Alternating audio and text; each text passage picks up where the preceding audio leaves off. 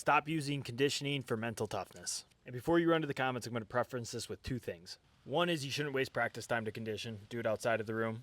Not saying never condition. And two, that was kind of a clickbaity statement. Conditioning can build mental toughness. I'm going to explain a new perspective though. Wrestling's hard already. So in its simplest form, wrestling someone one-on-one and doing that hard thing is going to make you mentally tougher. But here's the secret.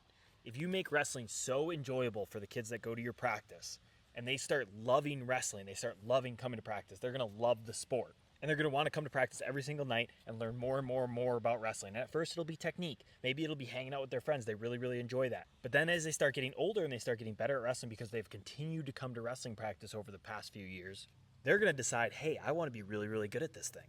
And they're going to realize to be really, really good at this thing, they're going to need to wrestle really, really hard, harder than they've ever wrestled in the past. And they're going to make a choice.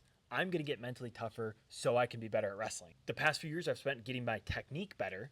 Now, when live comes in practice, I'm going to start wrestling freaking hard. When hard drilling comes in practice, I'm going to freaking start drilling hard. And they make the decision to get mentally tough and work harder. And you don't have to force it upon them. And when that culture starts kicking in your room, you're going to see drastic improvements to everybody. And that approach is going to reach a lot more kids than the first approach. I never once dug deep in a match because I conditioned so much that I was so mentally tough. I dug deep to try to win matches because I loved freaking wrestling. And surprise, surprise, part of wrestling is being a tough SOB. So rather than force kids to become mentally tough, just make them love the sport and they'll choose to become mentally tough.